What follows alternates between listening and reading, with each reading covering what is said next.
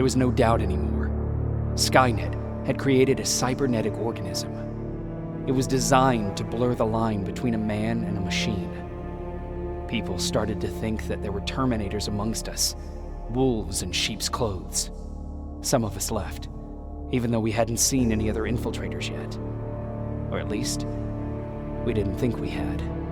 And that fear of not knowing was what turned the tide of this war. That night, Skynet won. I still have to run some tests, so for now I would say no. We need some more time, Connor. I know you don't want to hear this, Commander, but if there's one person who can help us, it's Dr. Mack. Mac. We don't even know if he's alive. He is. He's in the Hollywood Hills. We knew a time would come when we'd need him again, so we've kept an eye on him. Wait.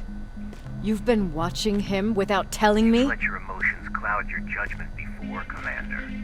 That's why I decided that Mack's whereabouts were no longer This your is bullshit. concern. He can't just magically fix all of our problems. He's a man, not a god. A man that makes That's mistakes. enough, Commander. You know what happened last time. He's the reason Perry's dead. I said that's enough. Sergeant Rivers? Yes, sir. TechCom believes that being marked for termination is a badge of honor. A sign that we're doing something right. We wear it proudly.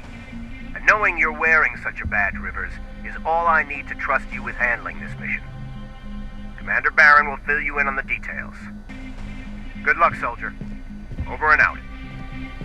Looks like you're going to Hollywood Hills. Dr. Edwin Mack is the one who taught us how to use Skynet's weapons, so there's a chance he can do it again. Take him that second-generation plasma rifle and see if he's able to reprogram it. If we want to use Skynet's weapons, we need to bypass their encryption lockouts. How will I find him? He's obsessed with surveillance. So when you get there, look for any cameras, biometric sensors, or any other tech stuff. He should be around. That's it.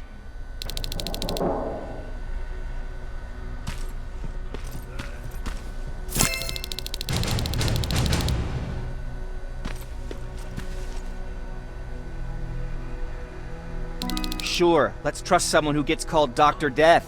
That won't bite us in the ass. In the meantime, I'll see what I can learn from the new CPU we acquired from that infiltrator. This could be the breakthrough that we've all been waiting for. I need to concentrate, so please don't disturb me.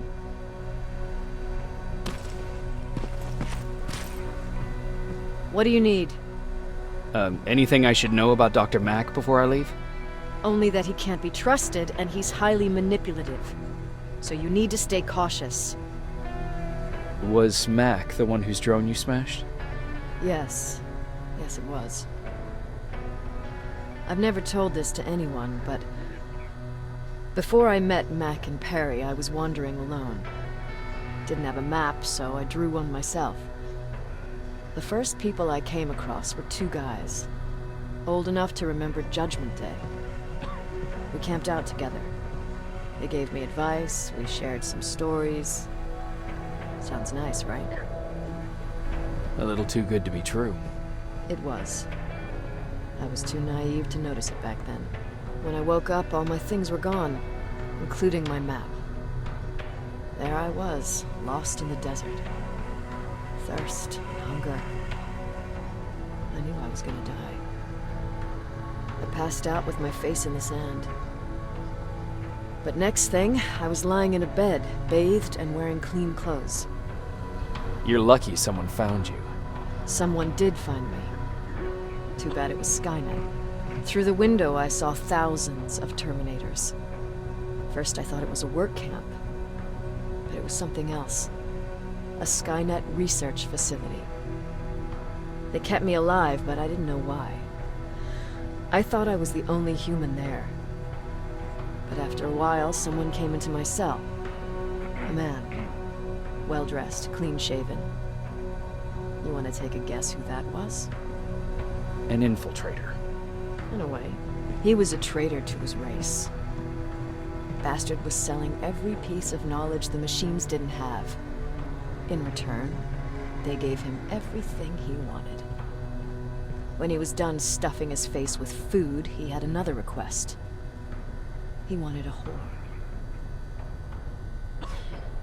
It lasted months, until I got to wrap a towel around his neck and make his eyes pop.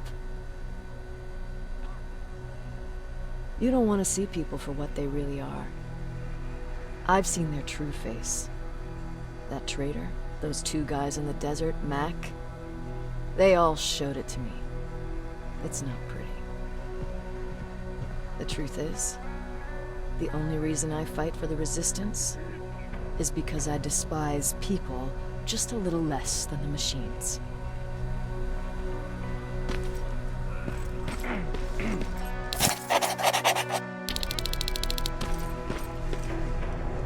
Jacob, do you have a minute?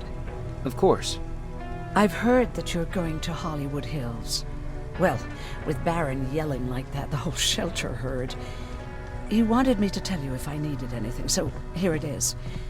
When you get to Hollywood Hills, could you stop by my old house? It's near the Griffith Park tennis courts. I wonder if Peter went there and left something for me. I know he'd be stupid to go there, since now it's behind the Annihilation Line, but then again, he was always full of stupid ideas. I'll see what I can do. Thank you. Look at him. He never talks to anyone. He just sits there.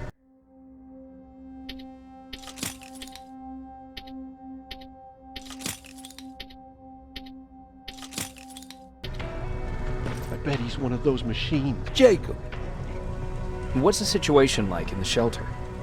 not that great. People are getting nervous. A lot have already left, and even more plan to leave. Even Mark and Laura saw him packing earlier. And what about you? Just the thought of running again's making me sick. Must be getting old.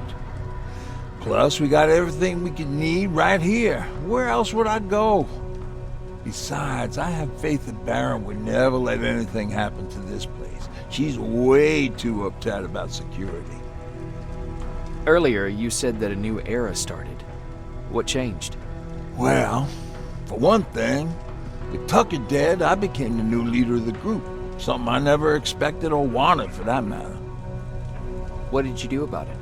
That same night, I looked around at all those people who survived, and I felt scared. Scared of what they expected of me.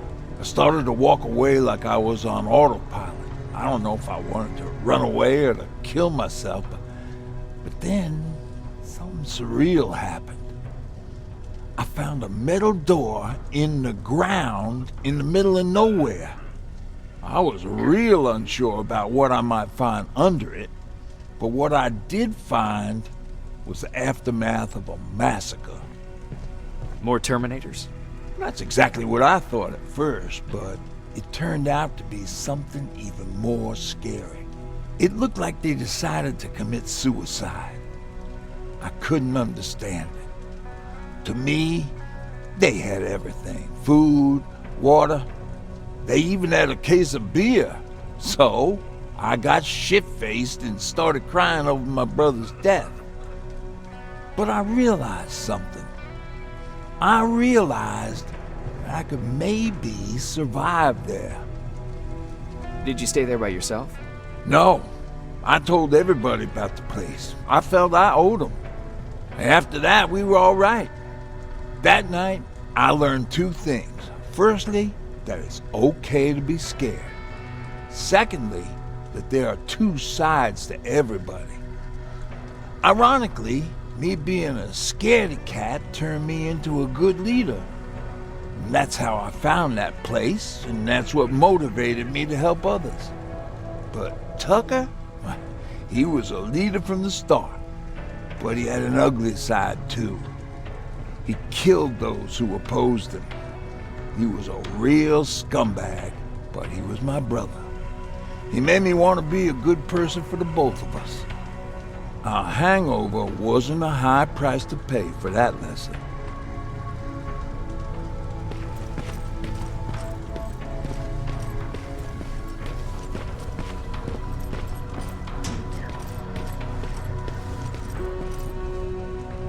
Do you need anything? Can I see your hardware?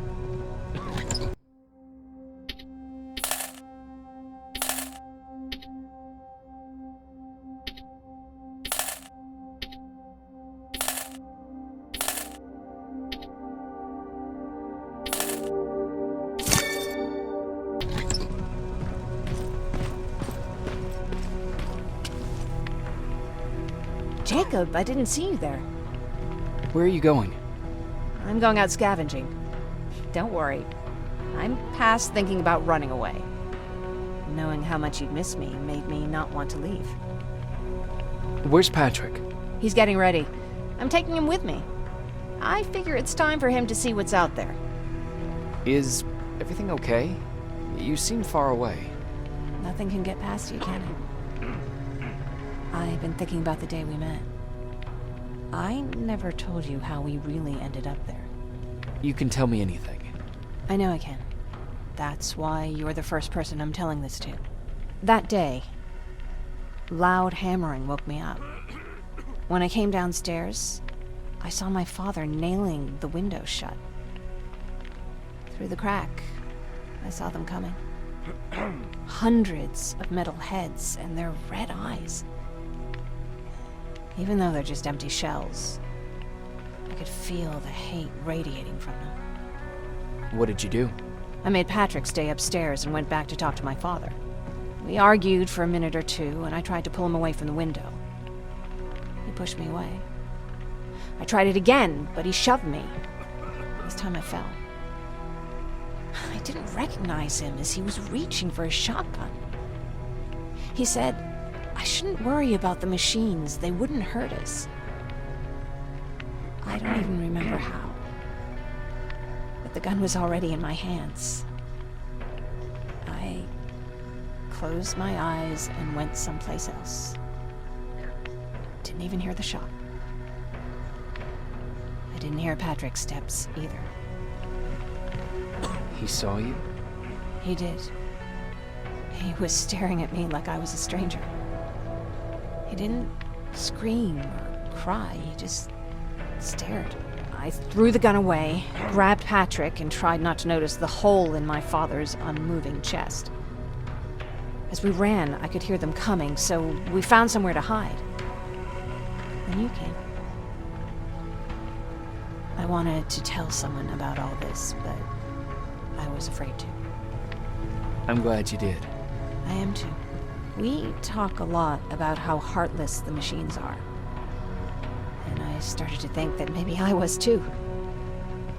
I probably would have convinced myself of that if it wasn't for you keeping me sane.